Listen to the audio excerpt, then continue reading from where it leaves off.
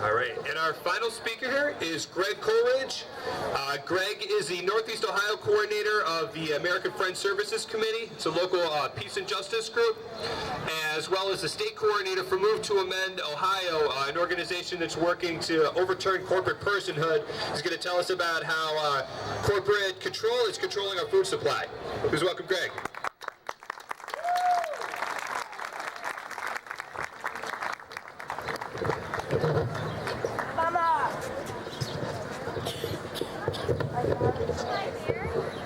Hope I can get this low enough. Well, greetings. Appreciate being here. Appreciate all of you being here. Part of a larger movement you are for change in our community, in our state, in our nation, and in our world. Why are we here? We're here to march against? Rally against? Monsanto! March against? Monsanto! Rally against? That's right, very important to do what you're doing here, to protest publicly and visibly against Monsanto Corporation and their practices. But as we have heard, it's not enough to be against something, you need to be for something. Whether it's saving seeds and planting them in your backyard, whether it's getting a constitutional amendment to ban GMOs, that is important as well and represents positive alternatives.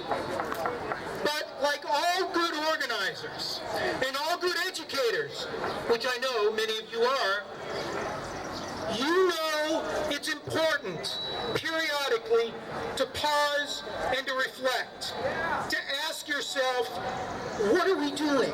How well are we doing? Are what we're doing successful? What can be better? What can be more effective? Are we winning? Or are the powers to be gaining an upper hand? And I'm here representing an organization called Move to Amend that is part of a national group that is multicultural, multiracial, that seeks a 28th constitutional amendment that would ban, if you will, corporations being defined as persons. Talk about a bizarre concept. A corporation is a person? I don't know if those folks, the judges and Supreme Court justices, I can't figure out, were they on crack or heroin when they came up with that one? Or GMOs. And the other notion or element of the Move to Amend initiative calls for declaring that money, political money, is not equal to political speech. Because if money is speech, those who have the most money have the most speech. And that ain't a definition of a democracy, but of a plutocracy, which, you know what, that's pretty much of an accurate definition of what we've got in this country. So, if we take a step back just for a moment and assess where we are in this movement to stop Monsanto Corporation doing their nefarious business and activities, let's assess the effort in California, right, to ban GMOs, went down to defeat. $50 million was spent by Monsanto Corporation and their colleagues and their allies to distort, deceive, discombobulate, and just otherwise mislead the public. In Nevada, we heard that they, as a state, have passed, had they not, a bill to ban GMOs. Fabulous. Fabulous. However, they are gearing up for a legal challenge.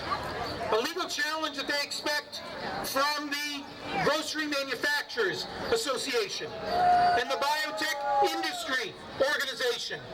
Both of those trade groups are made up of Monsanto Corporation, Dow Chemical Corporation, other seed corporations, and many others who will spend money challenging this in court.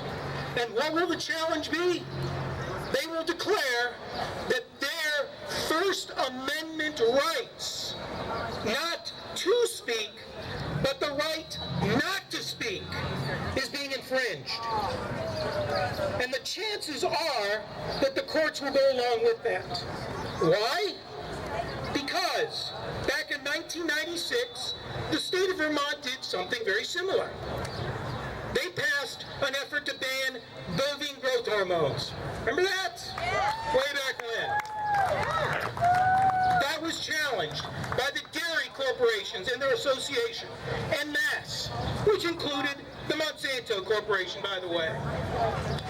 And the Circuit Court, Second Federal Circuit Court, went along with the milk industry and Monsanto Corporation. And what they said was, quote, from the decision, public interests are insufficient to justify compromising constitutional rights, unquote. What? Whose constitutional rights? Ours? Theirs in Vermont? No. It was the milk corporations, the dairy corporations, Monsanto Corporation, and the like. This kind of shit is going to continue on and on and on unless we learn two valuable lessons from what has gone on in California, what has taken place in Vermont, and what is likely to come in Vermont yet again, and in Ohio, here, if this effort is successful and passes. What are those two lessons? Number one, when corporations gain more rights, we the people have less rights, real rights. And two, that when corporations face assaults that are fundamental, they don't just respond individually. They come together. They organize. They leverage their power. And they don't just focus on changing the players in the game, who are politicians and elected officials, nor do they focus on simply changing the plays in the game.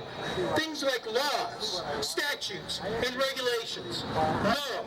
They focus on changing the rules of the game.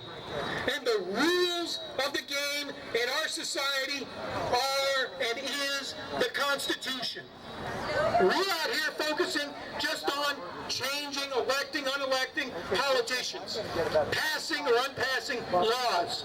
But we don't focus on amending the Constitution. And in this case, what's important is to establish that corporations are not people and money is not speech.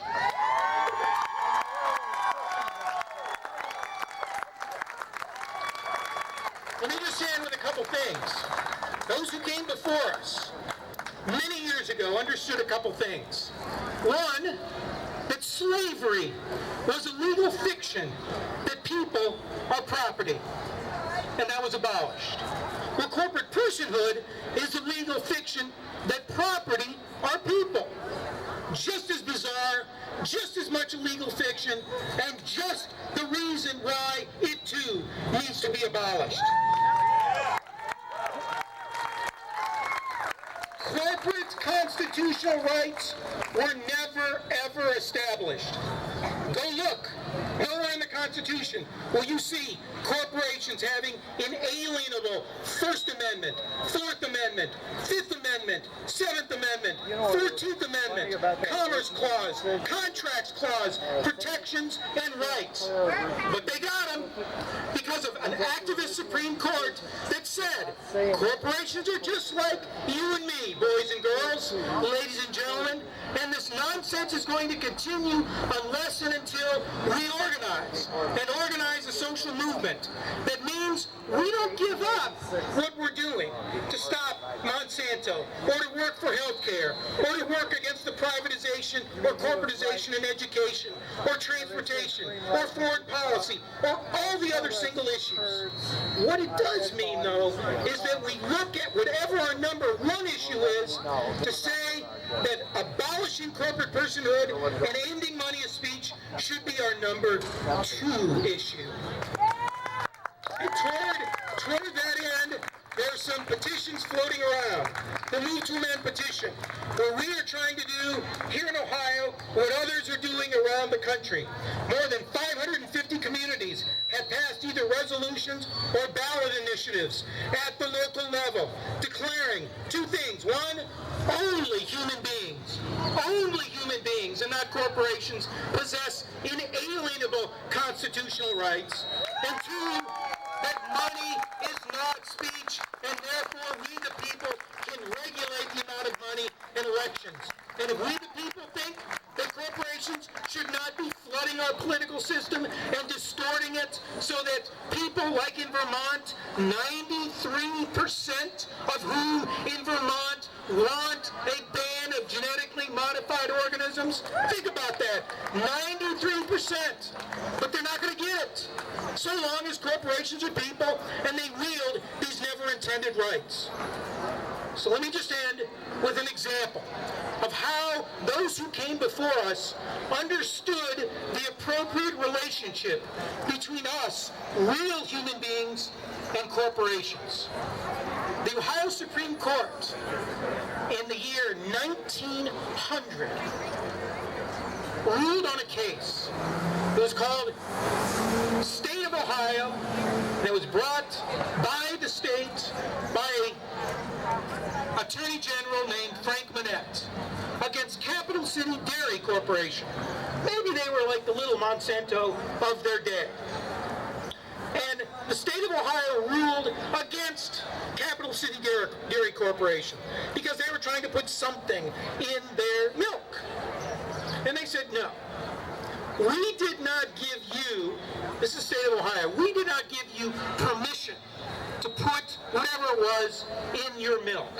Because you see, we are sovereign. We are self-determinant. You are subordinate. That's what a corporate charter is. It's giving license to do what we the people allow them to do.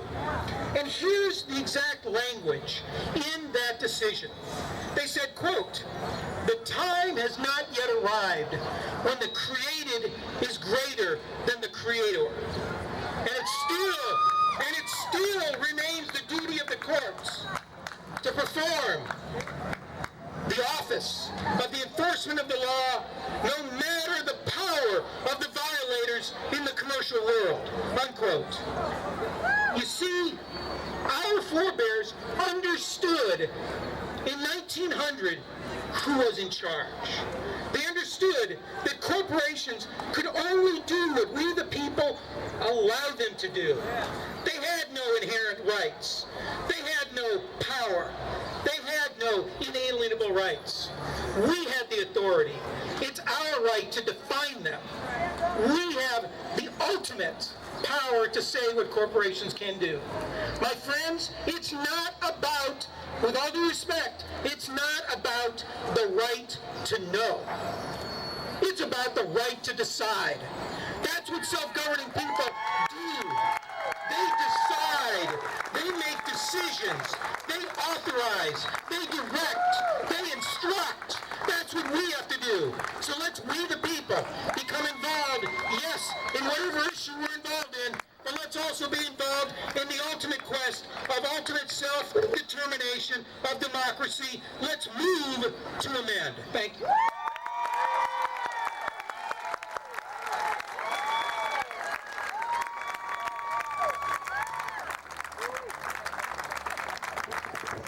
Thank you for that, Greg. Next we're going to hear from Don Bryant's going to come up and give us a couple